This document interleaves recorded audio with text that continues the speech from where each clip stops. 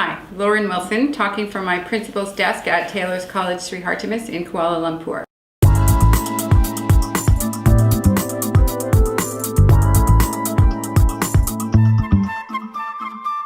My philosophy on education is that education needs to be about learning. Several years ago, somebody helped me understand the difference in focusing on teaching and focusing on learning, and ever since I've tried to help teachers understand that difference also. And it has a lot to do with whether or not students are understanding what teachers are delivering, and a lot of teachers feel that they must cover the curriculum, and once they've delivered the lesson, their job is done. So I think it's a very important focus actually to shift to measuring the effectiveness of education by how much learning happens for students. I believe that students need to be owners, to take ownership of their own learning, but I think teachers need to guide them in that process to understand the criteria by which they can judge the effectiveness of their learning and applying those criteria to their own work and to the work of their peers and so on. So I think student ownership and student engagement in the process of their own assessment and learning, monitoring is very important, but I think that process has to be guided by teachers. I think learning should be interactive. I think learning should be fun. I believe in that everyone has a learning style, or if you're lucky, a mixture of learning styles. I believe my own learning style is primarily auditory. I have some serious gaps in my visual learning, but I also believe that students need to be taught to stretch themselves to learn and to develop the areas in which they don't have a preferred type of learning. My practice has been shaped. I've been a teacher for 35 years, and 25 years ago I discovered cooperative learning. So I'm going to say that the Johnson brothers, David and Roger Johnson, who gave me my first 3-day workshop in cooperative learning, and Spencer Kagan, who I've met many times since and been to many of his workshops and trainings and conferences, have helped me over the last 25 years learn to involve students in their own learning, learn to use group work effectively, and shared that knowledge with many teachers. In addition, the educational leaders that I admire are my own teachers. My grade 3 teacher, who could tell stories right off the top of her head, and often did so, especially when we begged her to do it. My grade 9 math teacher, who was quite an elderly Catholic nun who made me love mathematics by some of her teaching methods.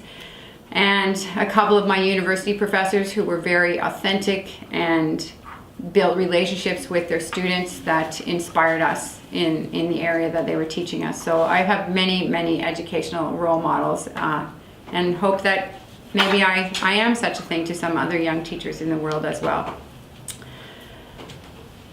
I create a desire in my students to learn and cooperate and flourish, I think, by building relationships. I actually think the relationship part of teaching and learning is very important. I had a young teacher early in my career. I was her department head, and I was charged with giving her an evaluation, and she asked me if I could help her learn how to have rapport with students. And I've thought many times since that situation about whether that's actually something that you can teach someone. She and I talked about it a lot, but I don't think I actually taught her how to have rapport with young people. And I'm not sure it is something that you can teach. I think everyone can develop social and emotional intelligence that they don't necessarily have as a natural strength. But rapport and relationship building is something that has to be pretty authentic. I truly love young people, and I think that they can perceive that, and that becomes the basis of my success as a teacher. I also love learning, and I think that's probably a very important thing for a teacher, to feel in an authentic way and to model for her students as well. I do have high expectations for my students. I believe in them. I believe that with the right attitude and the right support and the right materials and the right amount of effort, that they can be successful. And I think students tend to respond to those kinds of high expectations and to someone who truly believes in them enough to make them believe in themselves. There's a Canadian named Michael Fullen, who's an educational researcher, who a long time ago taught me in a workshop that the combination that teachers need to help them develop and change is pressure and support. And that really resonated with me at the time and continues to do so to this day. And I develop teachers a lot using what I try to find the right combination of pressure and support. But I also think it applies to students. I think students also are motivated and become successful by the right combination of pressure and support from their teachers. I have a lot of teaching experience, but also a lot of experience in teaching teachers and helping teachers grow. I had the wonderful experience of being the secondary curriculum coordinator in an Ontario school board starting in the year 1999. With a few breaks, I had that job off and on for 6 or 7 years. At that exact time, a new approach to assessment and evaluation was being rolled out in Ontario, criterion referenced evaluation with levels instead of percentages, and sets of content standards and performance standards and exemplars to help teachers understand this very new paradigm. And I loved helping teachers try to get on board with that initiative. I created a learning team. There were 7 secondary schools in my school board, and I got a representative from each of those secondary schools. And together, the 8 of us read a very large book by Richard Stiggins called Student-Centered Classroom Assessment, I believe. And we got together once a month. At the beginning, it was for a half a day, then it became for a whole day, and our time together became longer and longer. We discussed a chapter of Stiggins' book each time we got together. And we were a very diverse group, and we learned to trust each other, and we argued a lot until we really figured out how to sell this to other teachers and how to help them know how to do it with integrity. And that was a great experience, using a learning team to create something that teachers would buy into. And ever since then, I took on more and more leadership positions after that point, and I've been a firm believer in getting lots of input from the people who are going to be charged with facilitating whatever you're creating. I really believe in input.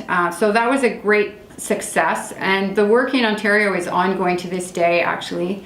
And I maintain my interest in assessment, and always will. As a young teacher, I didn't really know very much about assessment, so it was really that secondary coordinator's job that taught me what an extremely important role it plays in education.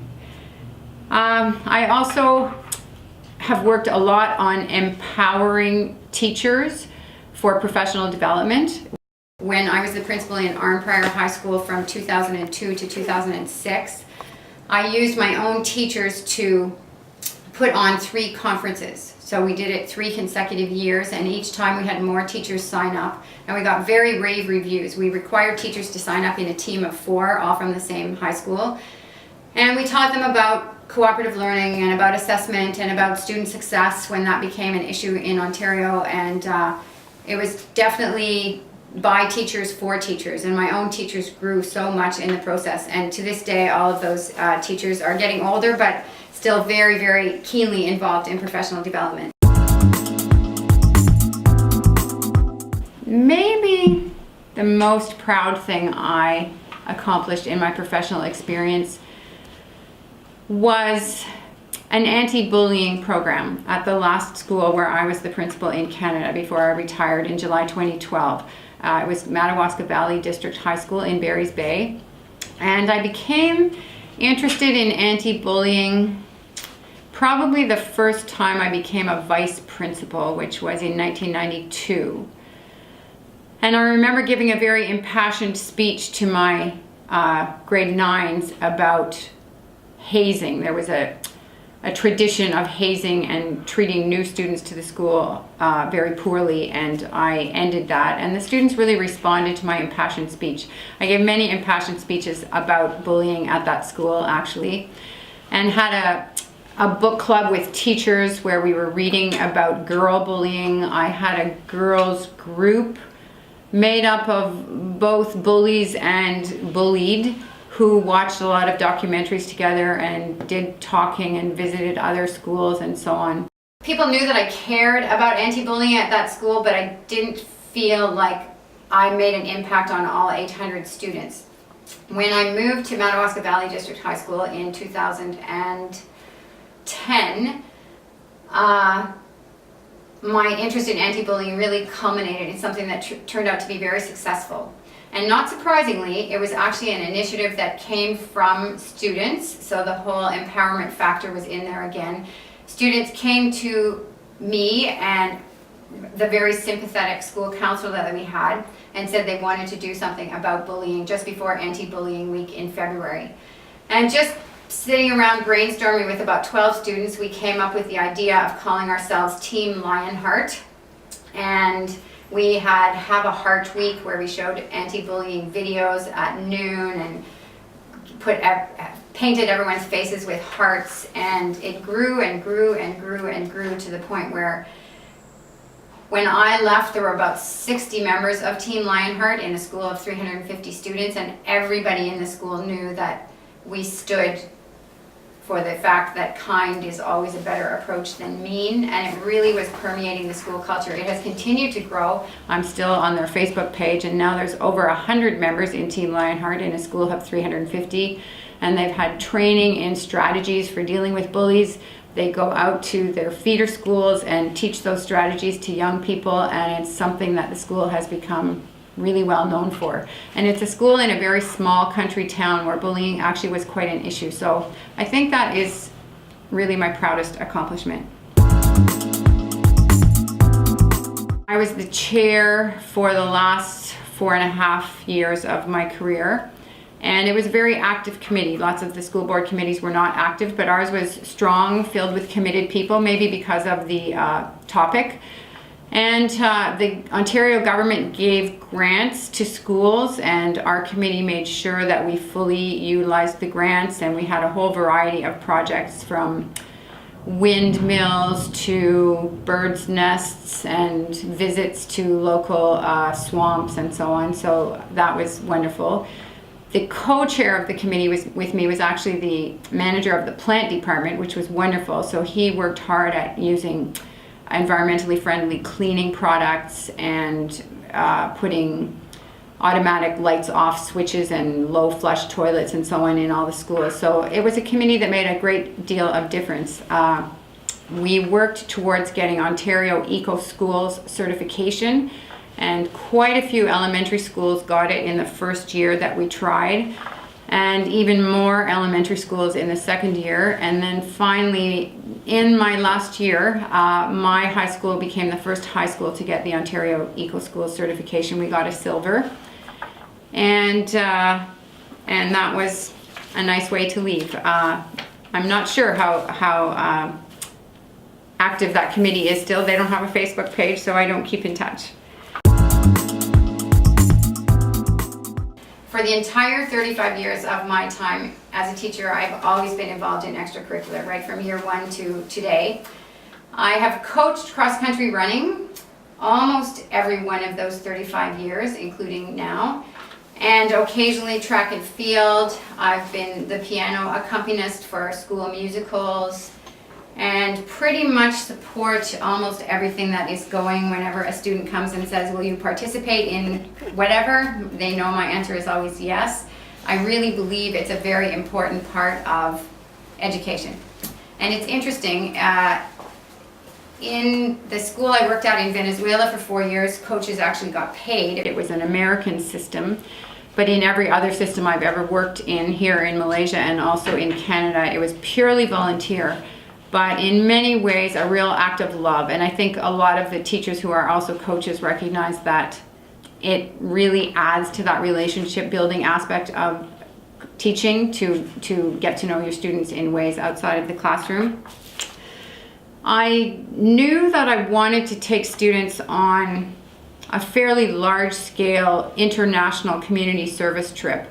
And when I realized that I was heading into my final year in Canada, I made it happen. I joined up with a group that was called Hero Holidays. I believe they're now called Live Different. And I took 20 people from Madawaska Valley, Bears Bay, to Mexico, and built 2 houses for poor families. And that was a really great experience. Also one that has continued. That was in March of 2012. And in March of 2014, one of the teachers who was on the trip with me took another group of 20 plus students from the school to build 2 more houses. So that was great. Since I've come here to Malaysia, I've accompanied the IB junior class, which is like 11th grade, twice on an international service trip to Cambodia with a group called Camps International. And I will be going to Borneo with the same group, Camps International, in June. I think community service is something that all privileged people should participate in, and the younger you experience the incredible joy of community service, the better. So yes, I like to be involved in extracurricular in many ways. Even though my principal's job at this private college is very busy, I still coach the running club, and I'm also the staff advisor for the Toastmasters Club, the dance club, and a big supporter of the Student Council and the Jog for Hope committee, which is planning a charity road race, the 6th annual charity road race actually. So that's a big part of what I love about my job. Thanks for listening.